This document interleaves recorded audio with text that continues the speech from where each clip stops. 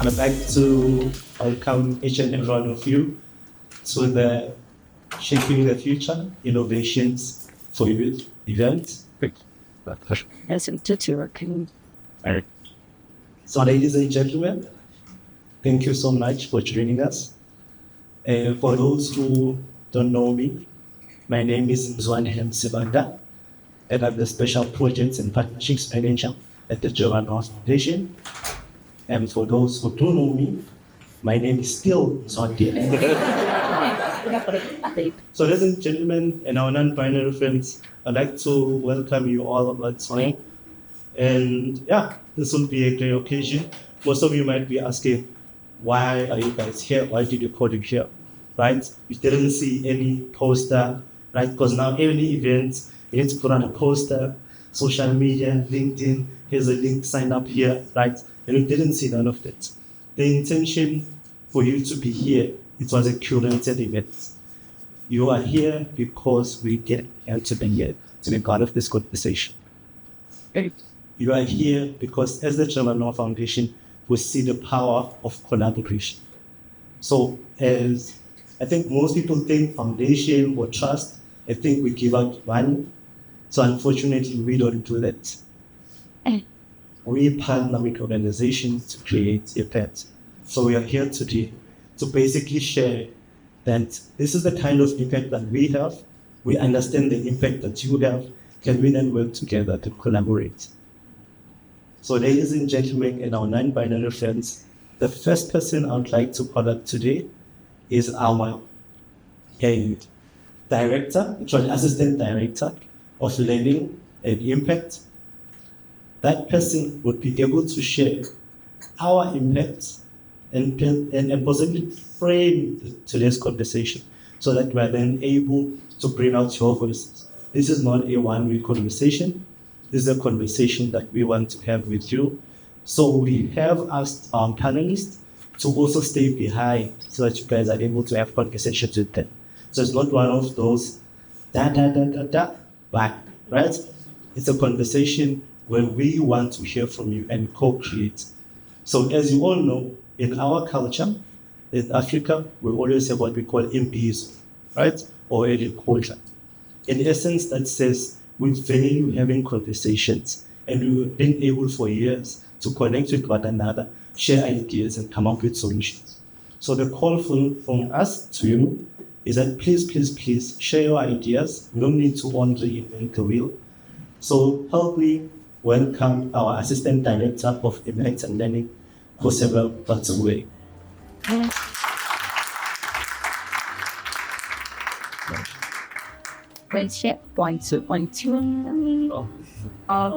Good afternoon, ladies and gentlemen, partners and friends of the Trevor Foundation. Yes, I am so happy to welcome you today and for you actually to make time to join us for this important conversation that Nxasana has alluded to.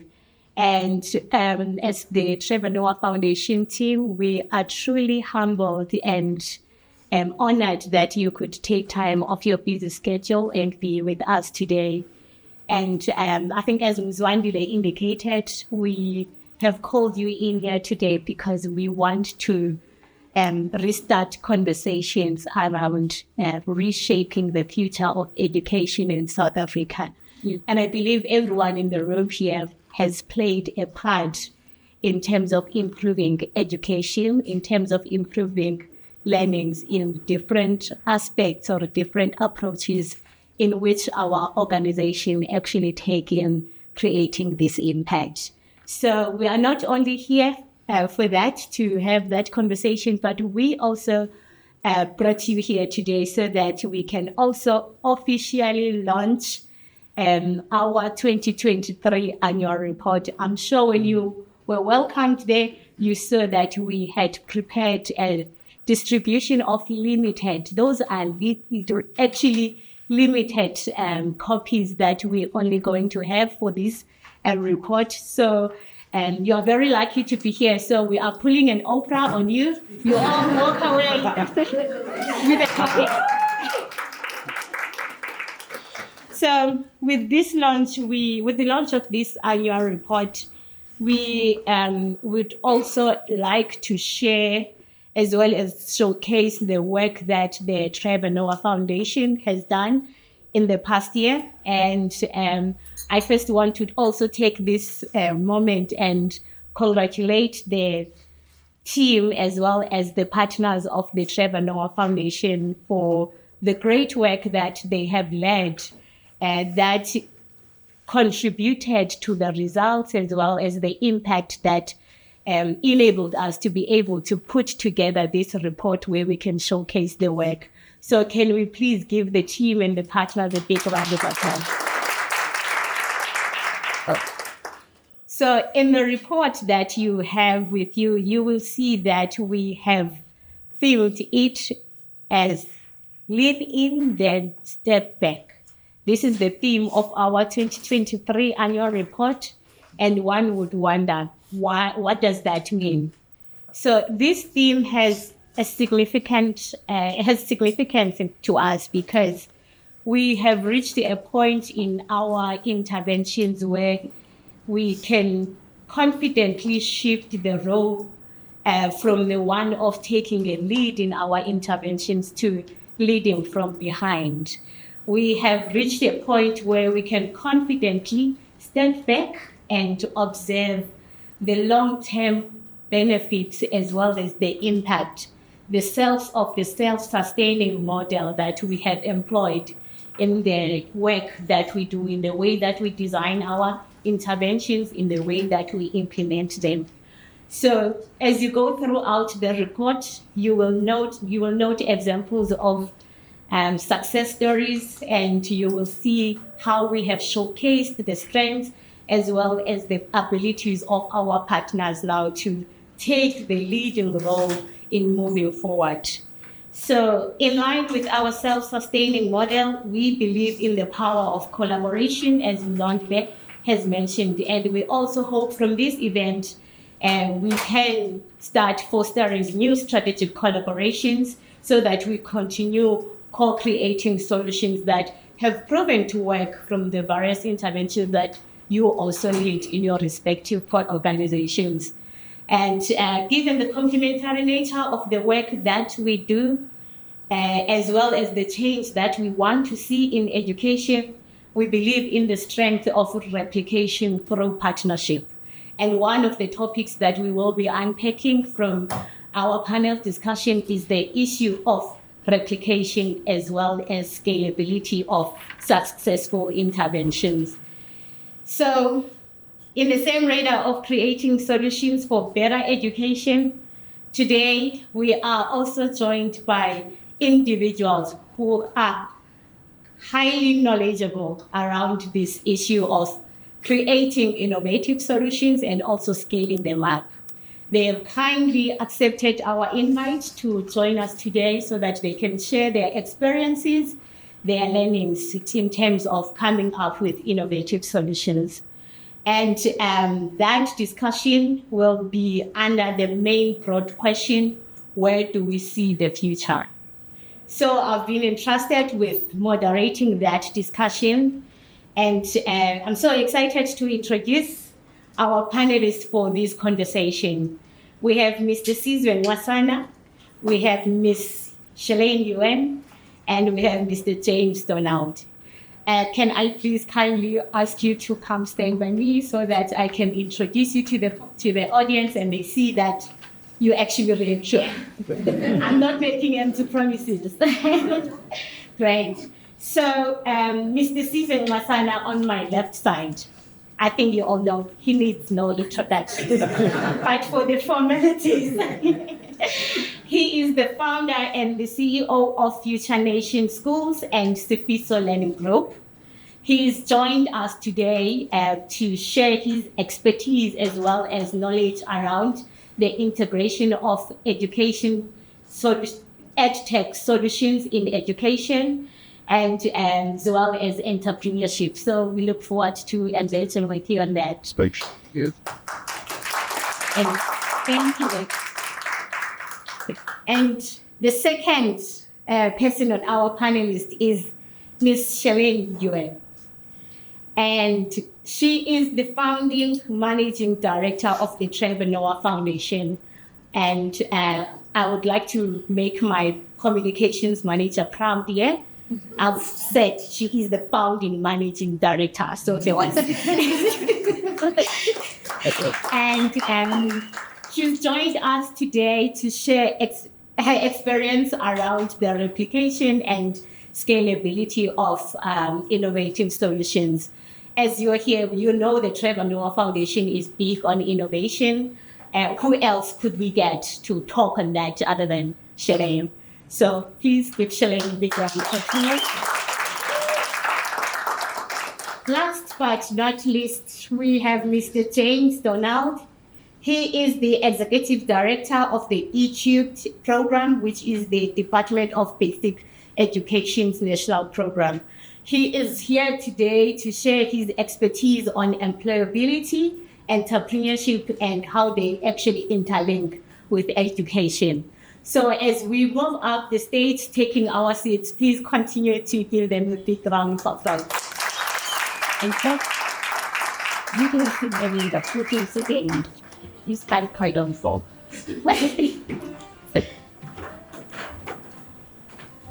So this is our first panel discussion, ladies and gentlemen. And as I indicated, the broader question that we are looking to tackle from this discussion is, where do we see the future? We are not here to define the future, but we are here to share what we have done in terms of supporting education, supporting youth, so that they can become a youth that can confidently thrive in the future that we are all co-creating. So as we are starting our panel, I don't know how are we going to do this in 30 minutes, because you've heard how much work and how the extraordinary work our panel has done. And I'm hoping with your help as well, you can assist unpacking more in terms of their experiences, lessons. We're only going to have 20 minutes of a moderated discussion, and then after that you will have 10 minutes of the Q&A segment. So if you notice that I'm skipping something that you find very interesting, please take note, and when we get to that segment, you can throw it to our panel. And so I think to start off our discussion, I would like us to actually focus on the current realities that we know as the country we face when it comes to education and youth employment. And I think as you sit here, you definitely know what are those realities. We're talking about issues of inequality in education. We're talking about youth unemployment. And also, I believe as you sit here, like we also introduced you have led, if not one, more than five, you led many innovative solutions that have actually contributed in addressing those issues.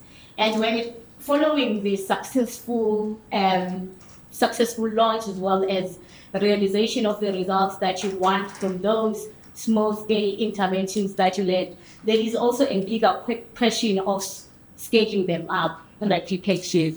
And when we start thinking about replicating the successful innovations that we have led, there's also an issue of taking into consideration of the realities of different communities, how they vary, how do we deal with different community dynamics. So I would like to start with you, Shalane. If you could unpack from the work that you have led with the Trevor Noah Foundation, what are the challenges that you have faced when it comes to replicating innovative solutions, and what have you done in terms of trying to overcome this that you can share with the audience? Thank you so much. Thanks, Khuselwa. Hello, everyone. It's nice to be here. So yes, in this question of what are the challenges to achieving scale, obviously we've learned a lot of lessons through practice. I think the two that I want to highlight, number one, it is resource constraints, right? So South Africa is a country with more than 23,000 public schools with varying levels of basic infrastructure. And as you can tell, I am from the US, and I speak to potential funders and potential partners all the time. I think one of the key false assumptions that's made is that there are basic concept of consistent electricity, basic internet connectivity, and also basic hardware of computers or tablets to then come in and run a fancy ICT program, for example. And with those challenges, as you can imagine, not every school has the same level of basic infrastructure. It's very inconsistent or entirely lacking altogether, right? That makes it very difficult to scale and really innovative ideas. I think secondly, the point I want to raise is contextual adaptation, and you spoke about that, Khuselwa. Communities are very different. Humans are very different. South Africa is also a very diverse country with multiple official languages. We have a decentralized political system, and then right down to, we have a lot of experience in working at the community level, right?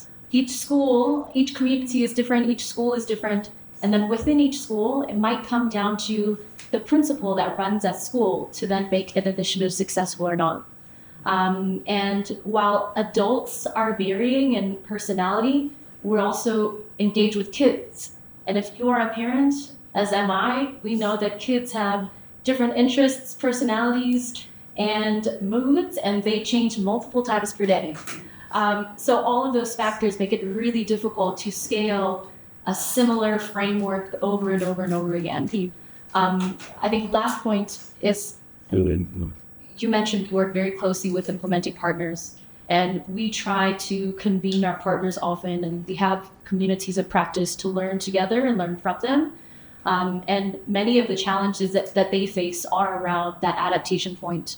So what happens if your key champion then moves on to another role? What happens if your teacher, who's your most invested supporter of an initiative that drives it within a school, what happens if they then leave? So if you're constantly adapting, because it's that human factor, right? And I think when you're working in education or working in youth development, we are often counting numbers and you forget the human element of it. And so no matter what we do, we can't forget that the young person or the human has to be at the center of everything that we do. Tell me good day. Thank you so much. And yes, and I think what Shalane has mentioned is very important around adaptability. So I'm very happy to hear you really emphasizing that point. And now to you, Sizwe, I know that also you have led many innovative solutions through Sifiso Edge. And I know the focus of your work as well is centered around the integration of technology in education.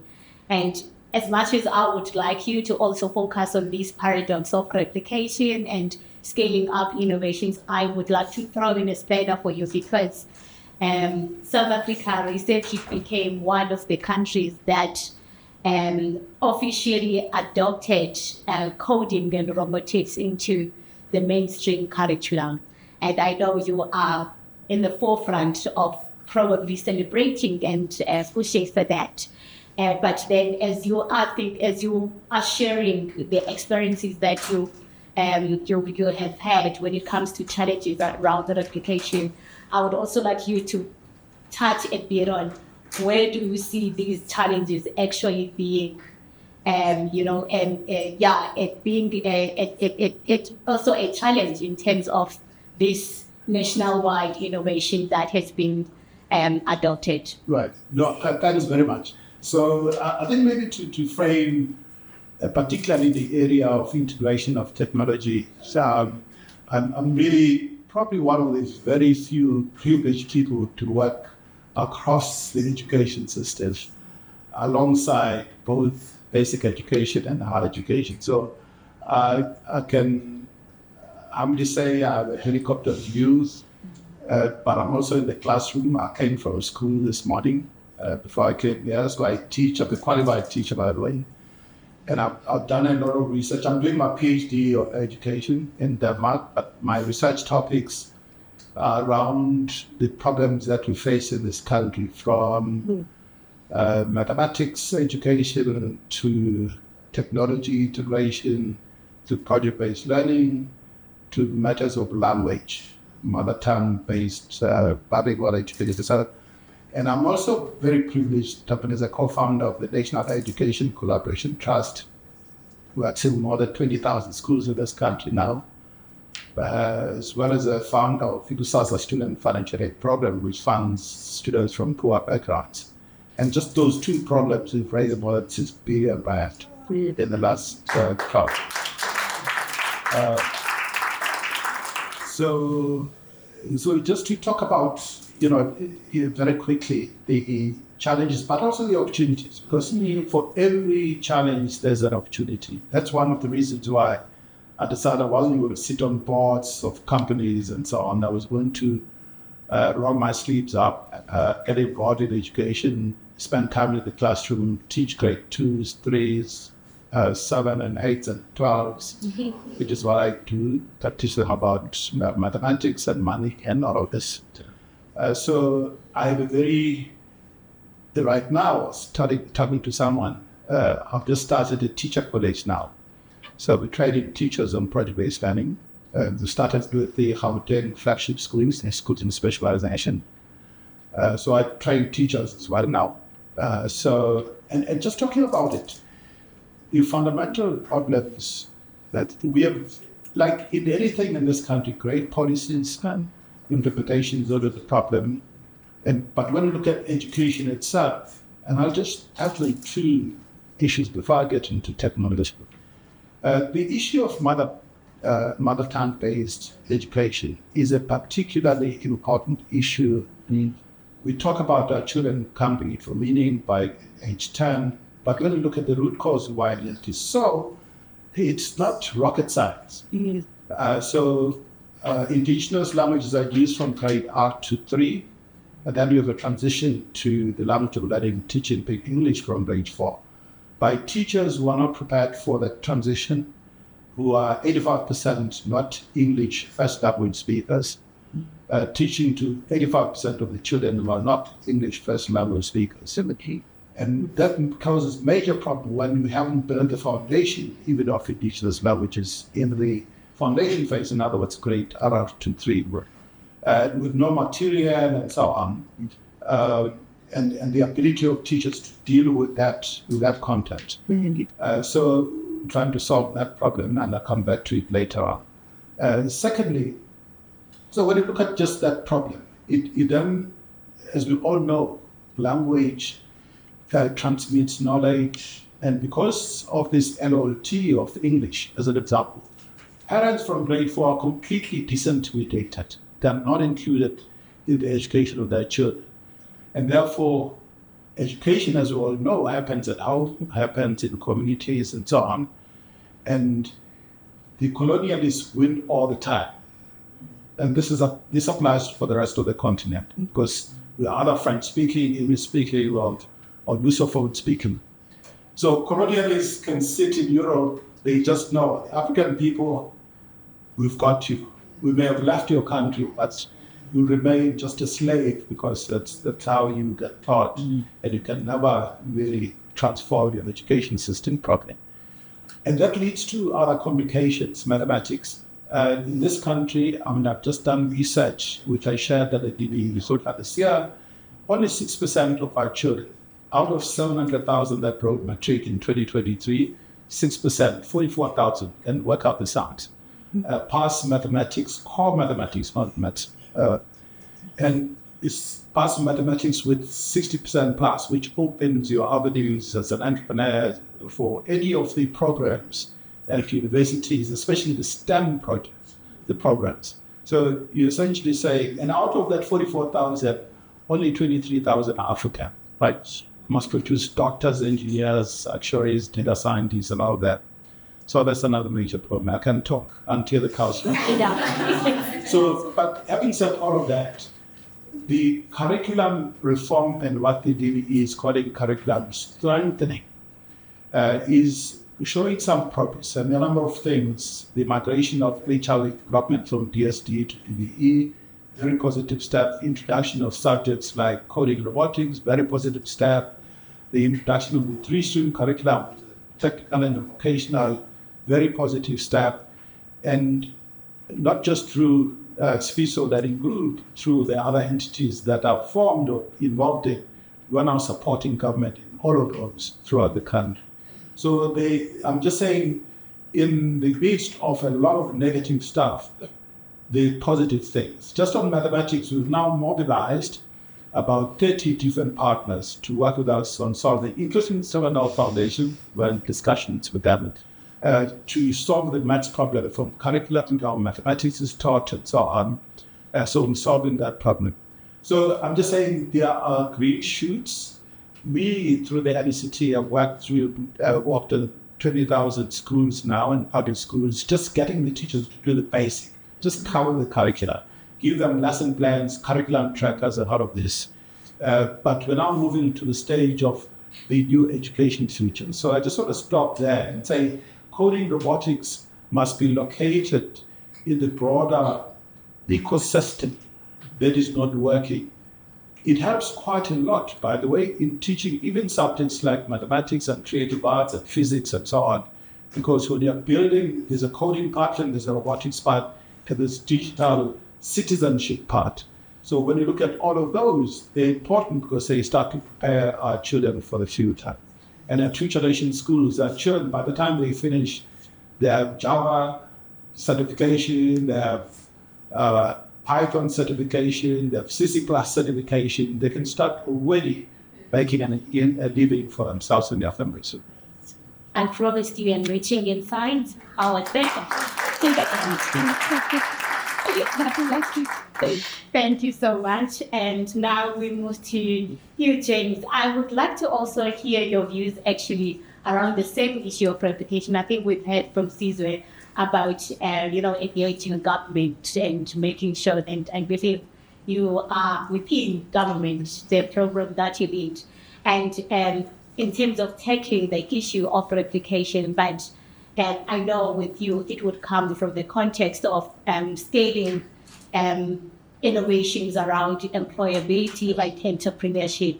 But I also would like you to kind of like throw a different aspect for you to share the gaps that you have noticed in the education system today that are kind of like really limiting young people when it comes to instilling entrepreneurial mindset and skills while they're still in schools. Easy.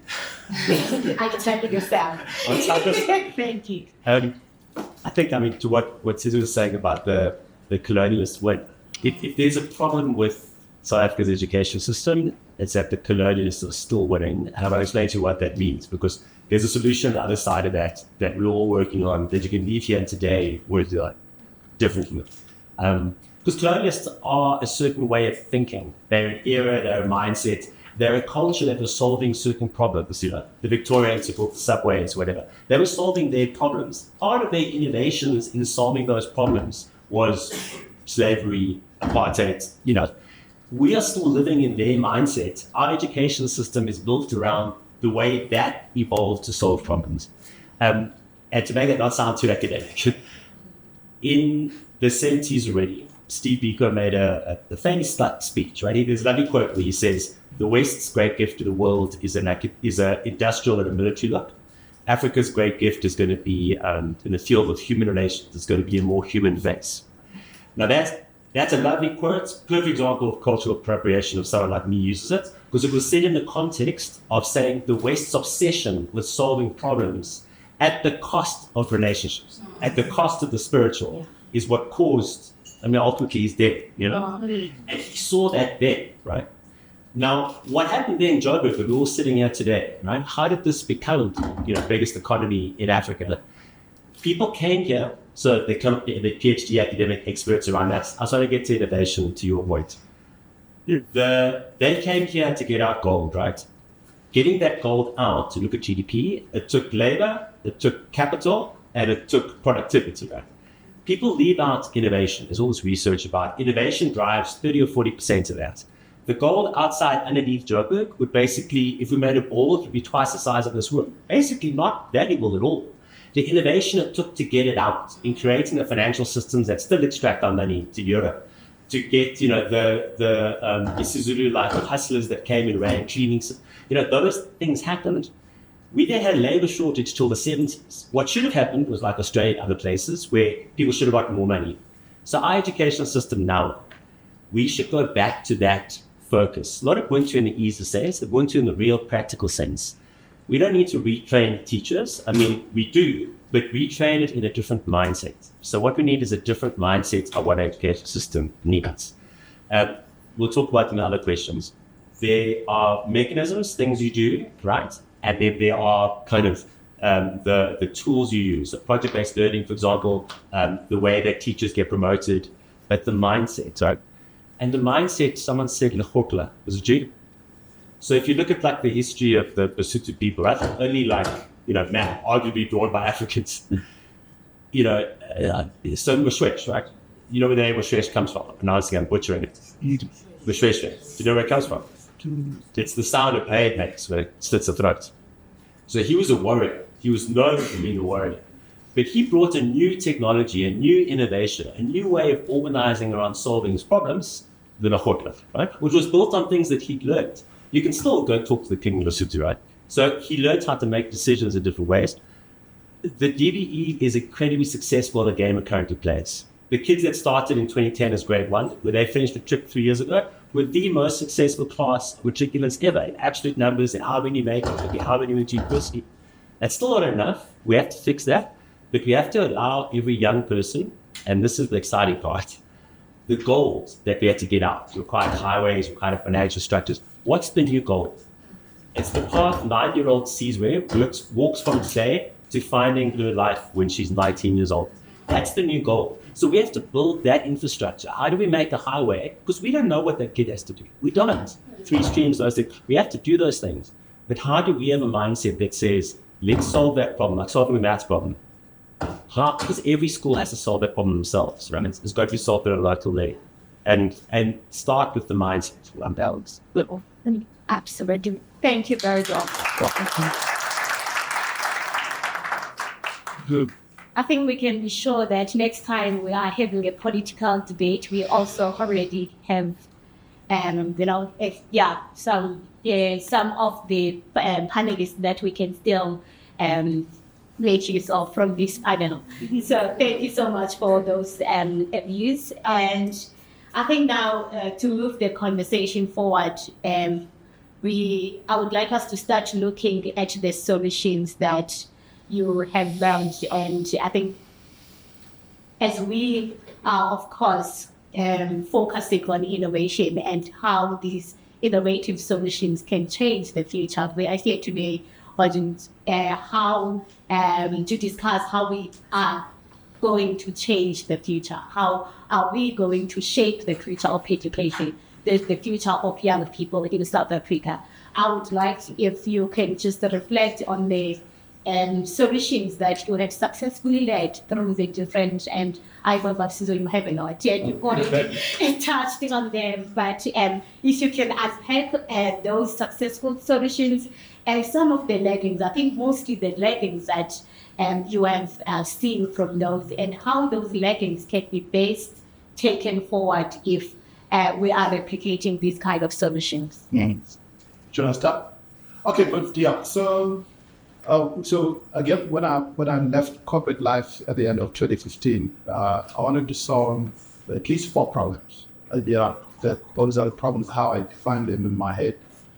The first one was solving the problem of technology, how to integrate technology in the classroom. And the second problem was how do we train our educators and our teachers.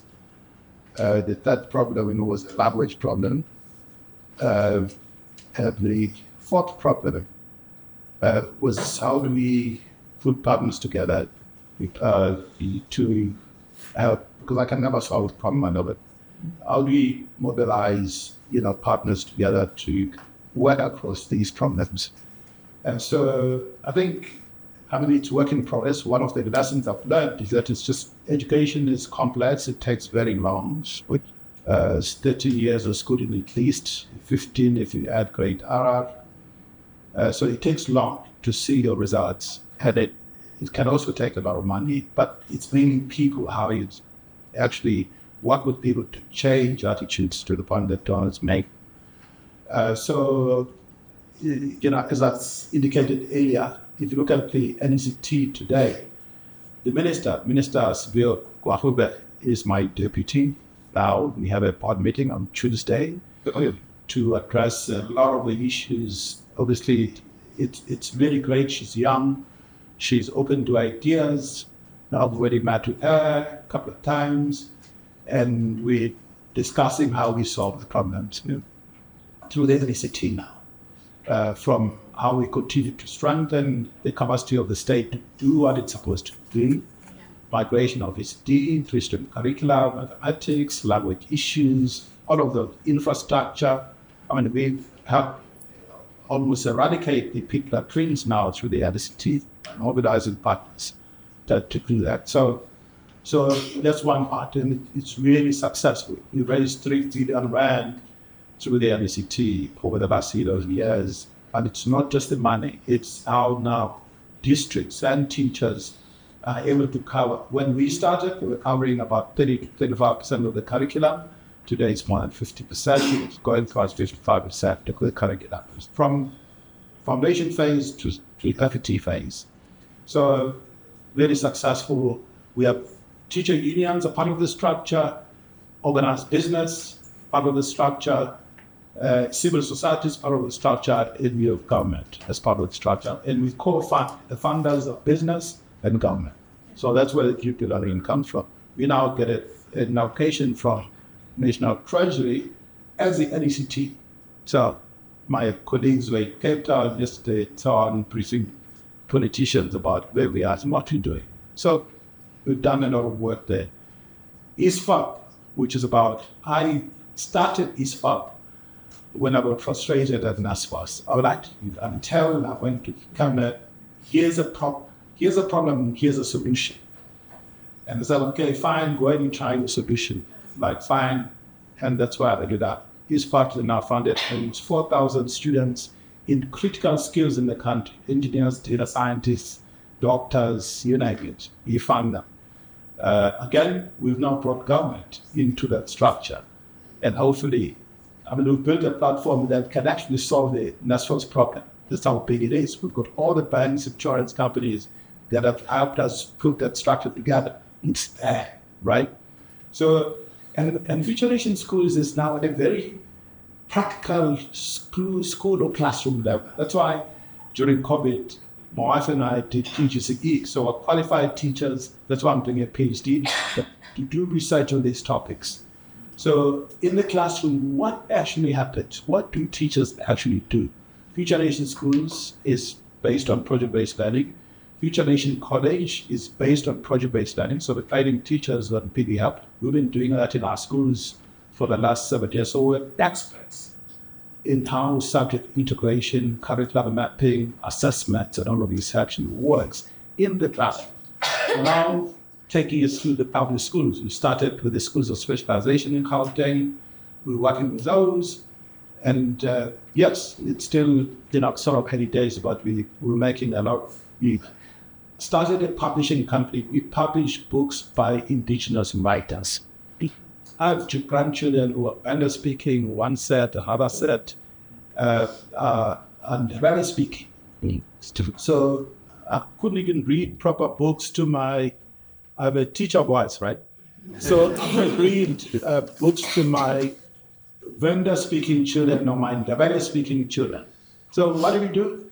Start a publishing company, start writing books that children can read in their language, right? Started Sifiso Edtech to solve the problem of the education. So we do AI, Coding Robotics, and AI holds a huge promise for us as Africans, not to consume ChatGPT, to create solutions through artificial intelligence and not be lazy. You go to ChatGPT and it's going to give you sometimes with fake answers. So I'm now working with Professor Marabate at HTP for using large language models to develop our indigenous languages properly with standards, exactly what the Afrikaners did, and they didn't even have technology. We have the benefit of having technology, of using AI to fast track the development of our languages as academic languages, as well as commercial languages, so that there's a reason why parents must get their children to know. Our parents have phased Africans out of Future Nation schools. Parents say, oh, but Africans put bread on the table. How about making Venda and Sitong and Sipeli put bread on the table?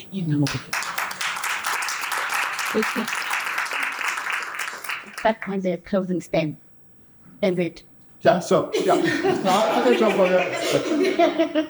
sounds great, yes. So I'm going to move on over to you, Shalane. Yes.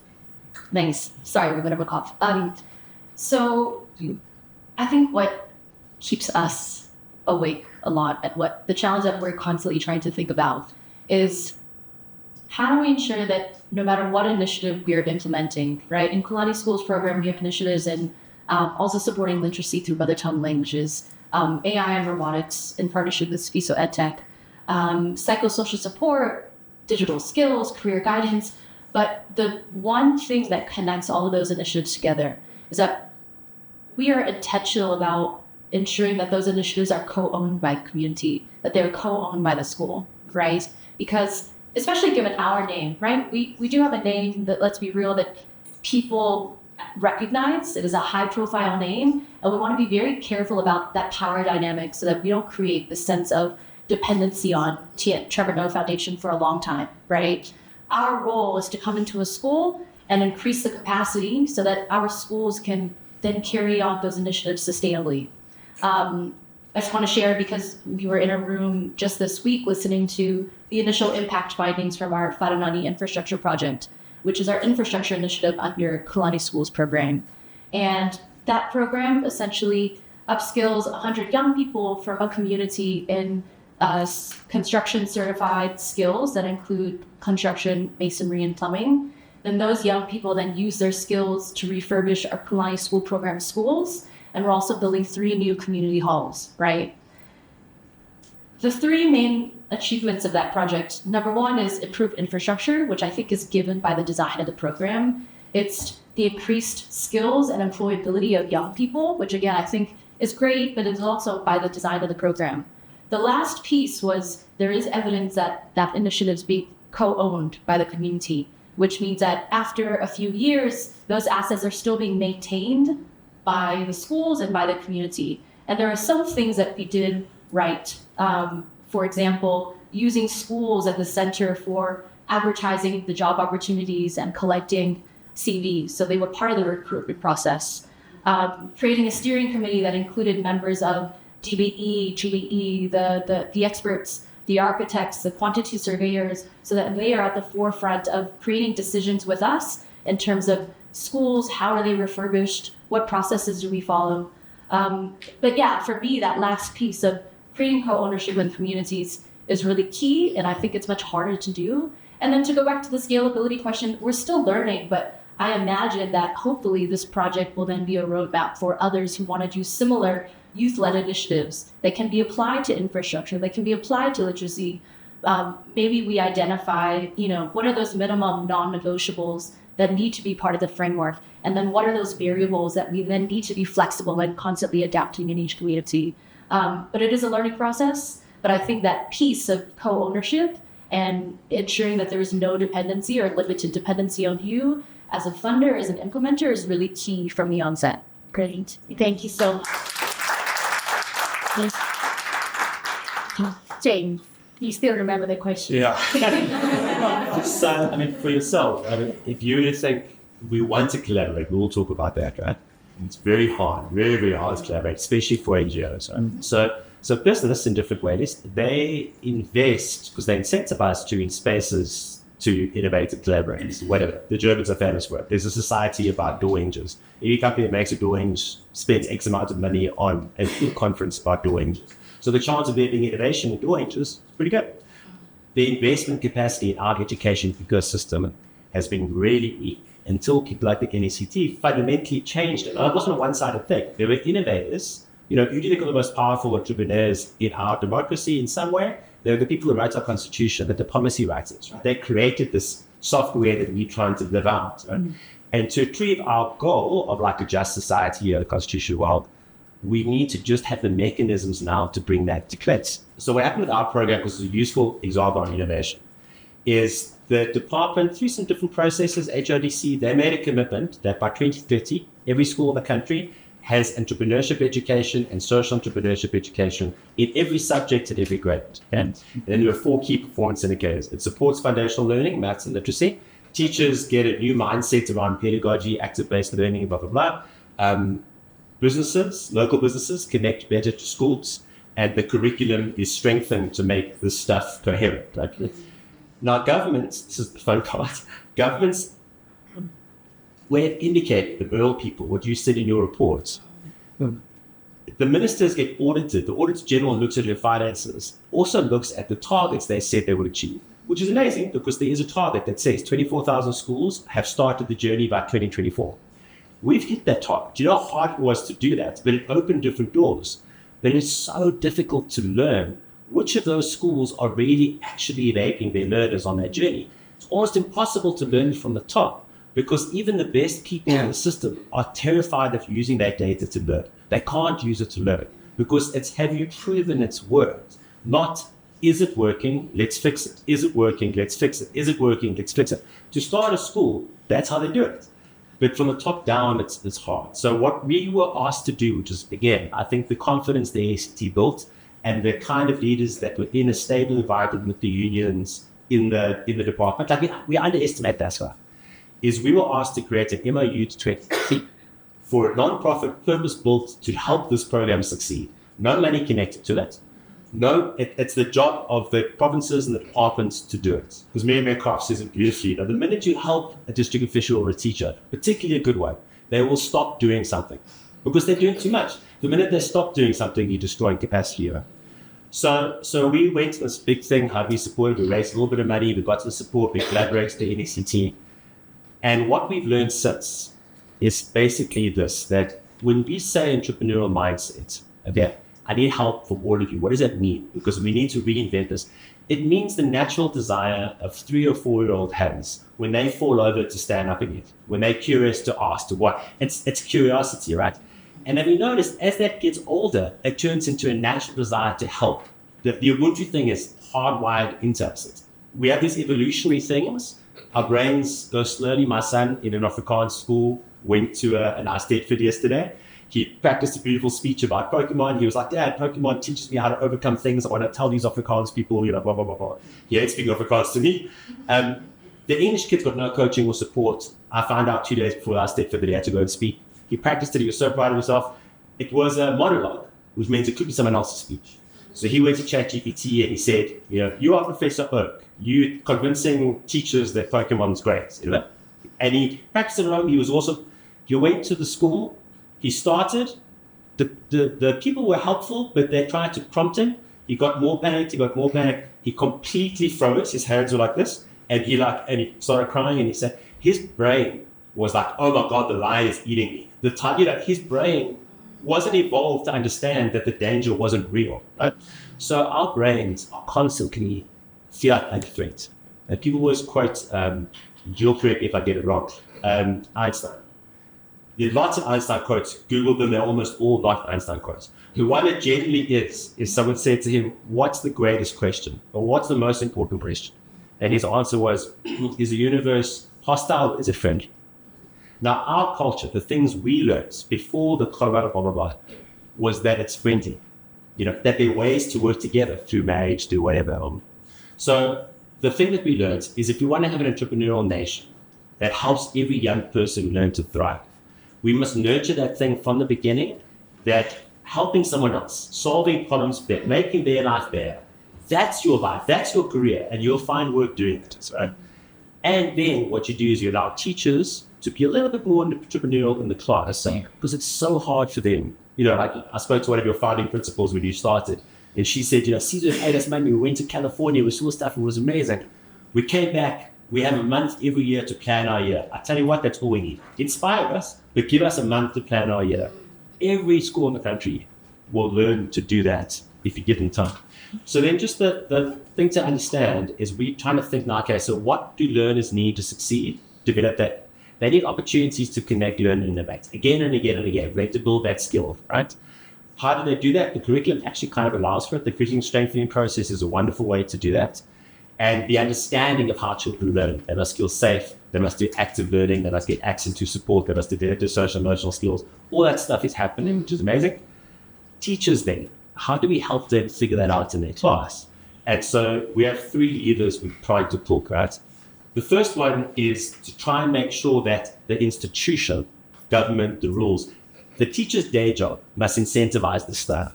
If the union signs this groundbreaking commitment that teachers get scored every year on things like learning environments, they're amazing, but they're terrified to learn from it. Every teacher, you ask them for your score, oh, you got 4 for learning environment. What does that mean? It's no feedback. No one's saying to the teacher like you do, you were brilliant as a kid. Next time, just sit, look them in the eye. So that's the first one. Government must incentivize that stuff. Second one is teacher development. It needs to be less about having a program, because NGOs like what you're doing and like what we're doing, you innovate, but you can't scale. Only the markets, and I'm a socialist, only the markets or government can really scale something. NGOs can innovate. And then, so we need to reinvent teacher development on problem solving.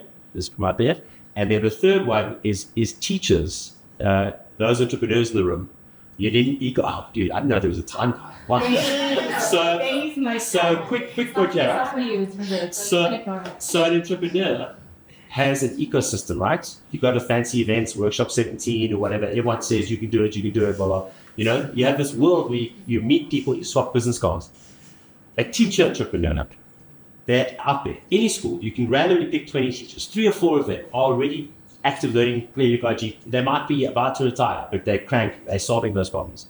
Those teachers also need an ecosystem where they get inspiration, the support, that kind of thing. And that has to be pretty local. And that's where technology comes in. So through some of this network, eCube, the NGO, supports the DBE's Teacher Connect program that we mobilize resources for, we run it. We will break 1 million users in the next couple of months. It was launched during COVID. That platform, at almost no cost, allows the DBE to innovate in a way that it couldn't before. And as it goes through the processes to build, because government has to build big systems. There are about 9,000 grade 9s doing inclinations assessments in the pilot for the new grade 9 exam right now, where they get a quick, basic career guidance thing. Almost entirely for free, just using WhatsApp. Now that can't scale, but when government goes to tender for that thing, to scale it, they will have learned so much more than what they knew. Yeah. Thank you so much, James. Unfortunately, we have exhausted the time that we were allocated for this discussion, but I would like to still throw this amazing panel to you to engage with. So if you have noted any questions for them. Good afternoon, everyone. My name is Khuselwa Mxatule, and I'm the founder of Yuen, which is a strategy consultancy firm. We also do some Edtech work. So now on the topic of various stakeholders, my question is around the role of the parent. So as a father to a 9-year-old trying to get involved, I'm always feeling to be on the back foot.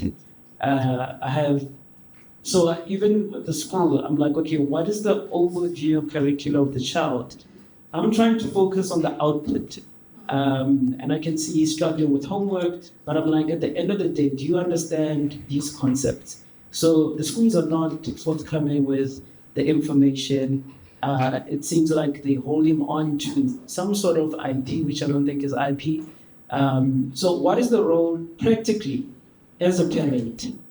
How can I go about my day-to-day in helping and encouraging and nourishing my 9-year-old? You spoke about the learning environment. For me, it seems counterintuitive to put different personalities, different learning styles in the same classroom with one teacher.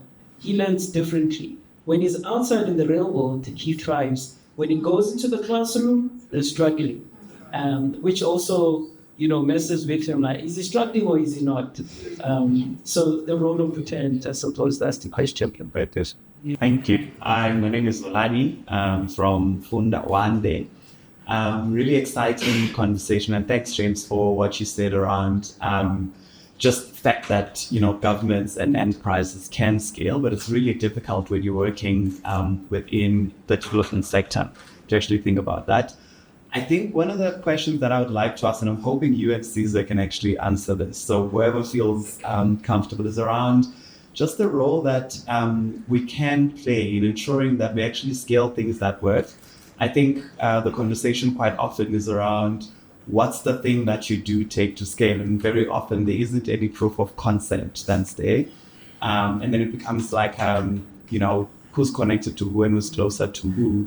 And we have a crisis where there are a lot of interventions that government has taken to scale, and they become really difficult to actually declutter out of the system once they're there.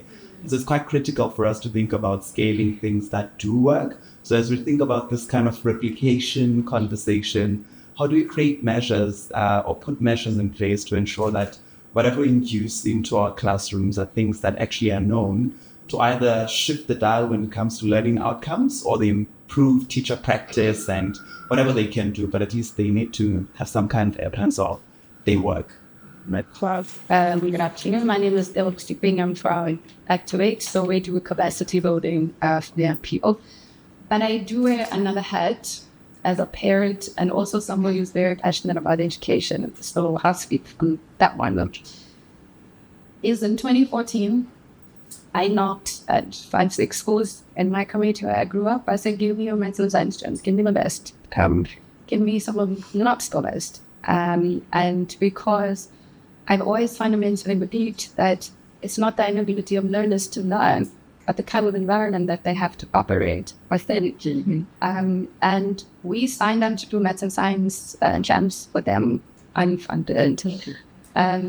To do maths and science, to do peer learning with each other. And what I can say is one of the unintended outcomes is that we become a social worker, you become a mentor to these child parents, and it's just to plant the seed to say that we have to be very cognizant of the fact that there are non-education factors that we need to start integrating into the education ecosystem. If we really want to harness the potential of the young people for this development, and I'm saying this because as we were, no money, no big names. Out of this program, we had doctors at Tembisa Hospital in the Northwest. We had an actuary, we had engineer for CSIR, we had lawyers, we had coming from that environment. So it's really not just about them going in and out of a schooling bricks and mortar system, but really what happens the whole journey. And we work with them from grade 11 because when you intervene, it's just as important as the intervention in itself, because we just like to grab the learners to say 5,000 here and 20,000 there. But yeah, I just wanted to plant that seed. And just the second one is my observation about how we seem to, as we catch now, Africa, South Africa, we seem to be leaving behind the non-maths and science non-teaching student who is not knowing where to go, what to do. I'm speaking to parents of learners whose children are dropping out of school. These are not drug addicts kids, but they say, look, I don't fit into the system. And for those who do get to matric, there is no support, no technical support, no financial support for you to become an actualizer as a young person who's not seen as a priority factor because we focus on all these others. And so it's a mammoth task, but I think we should not leave those things out because it's part and parcel of why the needle doesn't shift as much as we.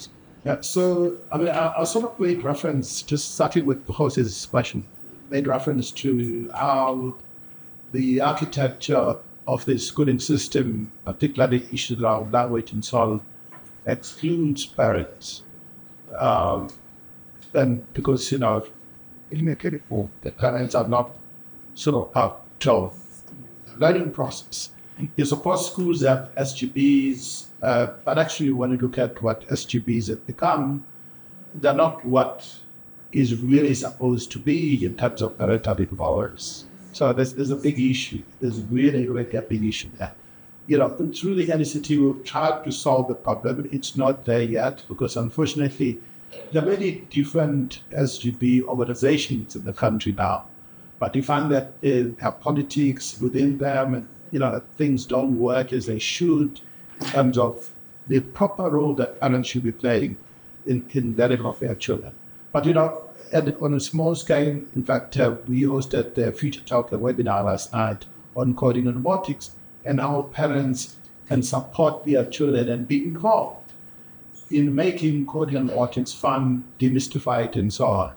And it's basic stuff, actually. So we even have some of the free resources where you go to our website where parents can print maths and that you can play to learn together with your child sequencing, logical thinking, which is some of the skills you need for coding robotics. So I'm just saying it's a big issue. It's an issue that needs to be addressed because across the system. In fact, parents of now, they abdicate. They want you to sort out the domestic issues at school. If there's problem with what they are watching on TV, including porn for young children, the school must sort it out. What these things actually started over. So it's a real issue. You raise a very important issue.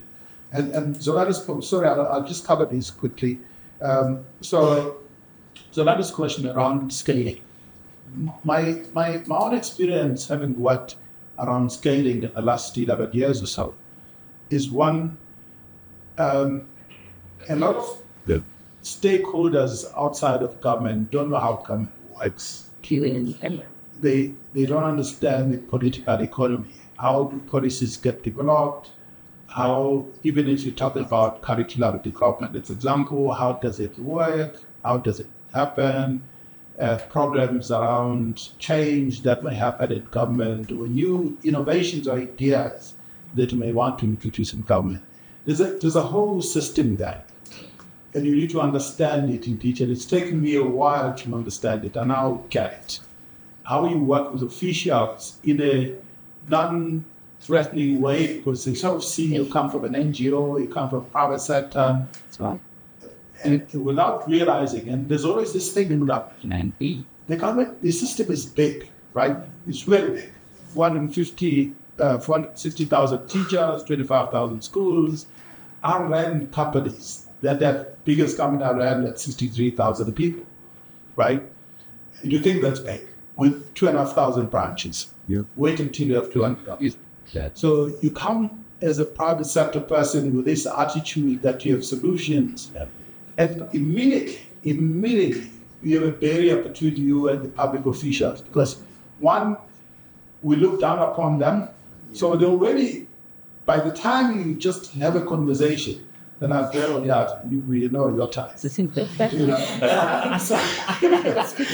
So they build walls around you. So just an approach of how you get to work with them, but also how you understand the issues. They're fighting fires every day. They don't have attention span is, you've got to help them solve the problem and make them look good. So I'm just saying, understanding that if you're working in innovation and trying new amazing things on the side, understanding how that system functions and the length of time it takes to get anything done there and having the patience to work with them will stand you in good stead. So, sorry, I want to sort of dominating it because I have some ideas about that, but let's leave it out. Thank you. James, would you like to go? Yeah, I mean, maybe starting with your point, like I think South Africa has got a fair amount of incentive for people like you to do that. And I think, again, mindsets, this idea that they dive into the rough and we have to find them is probably recorded. I was going to swear. It's not true. Like every young person, given the right investment and support, even if they have special needs, even if they're on the spectrum, will thrive. We wired that way. That's what we do. And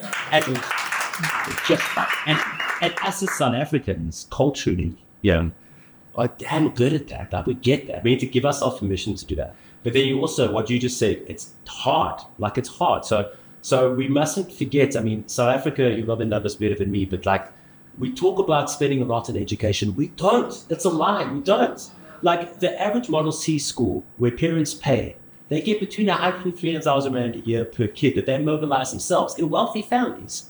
The Eastern Cape doesn't get anywhere near the bare government minimum for non-fee paying schools. They spend about 30,000 rand a year per kid.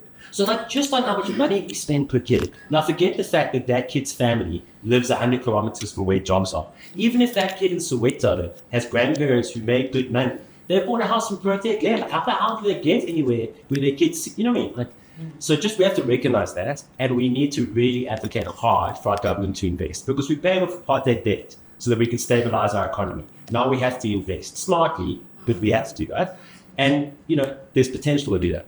So then, but to a point about scale. So there's this wonderful World Bank analysis that looked at government programs like this, which ones succeeded, which ones didn't. They found program-driven solutions. You know, so that's not what Sizwe means when he says another solution, you know, because he gets this, because he's been engaged. This idea that I have a solution, I prove that it works, and it gets taken to scale, there are almost no examples of that working. Okay, almost none. Land Pritchard is the world's most famous economist on education. All the academics in South Africa quote him when they criticize government. They misquote him. He did an analysis last year where he took a randomized control trial in a wealthy neighborhood in America, in a publicly funded school and a private school, and he proved that with the same kids in the same neighborhood, you couldn't mathematically apply the RCT data to that school. So this idea that we have to go and find a perfect solution and then scale it, that's not true. We have to invest and support. Okay, so what he also found is he said basically there are three mistakes that we make when we try and scale stuff, right? The first one is premature load bearing. We ask people who are already stressed to do too much. You know, that's and so it's far better to send your kid, if you've got support, to a good solid Model C school than to send them to a new private school that's less than 10 years old. I'm telling you now, because it takes at least 10 years for a new school with resources to figure this shit out, right? And what kids need is they need a challenge and they need support. That's what kids need in the right balance. So the first problem is you do that one. The second one is this thing called isomorphic mimicry or whatever. You pretend to do the thing. Now I engage with union people a lot, and they almost all are amazing because the unions are like a suction for leaders. You know, if you talk to shop stewards, they're the best teachers. They're amazing. But I also speak to union people who are just playing the game. They've got their job, they've got their car, they speak their language, they know active learning pedagogy, they put their hand up the right day, but they're not doing it. They're just playing the game. They're saying the words, right? So the system is built to actually stop those people. The system is built to control those people. The system's not built to support the rock star who's brilliant at it. So what we need to do is find a way to keep the system stable, so the dodgy ones, you know, but then how do we find the rock stars and how do we share their learnings? You know? Thank you. So do you have anything to add? I'll be very quick because I know we're over time. But number one, I want to commend you as a parent for asking those questions, because they're the right questions to be asking, right? And I think you brought up the point where parents have become so far removed from the education system that I think teachers assume that parents don't want to be involved. And so, you know, I recently moved back to the US, and one thing that I'm starting to learn is schools in Berkeley, where we're based, we get a lot of information, like almost too much information. And I do think that parents like yourself who want to be involved, once you start banding together, you might start to topple the supply versus demand of what parents should be demanding, what parents should be expecting from teachers in terms of information that can be provided. And then I know we've talked about the mindset, but I mean, as a parent, I do think that our role is to continue to supplement whatever education is received in that classroom. So whether it's the mindset, the encouragement, like you're doing all the right things. And so I just want to commend you on that.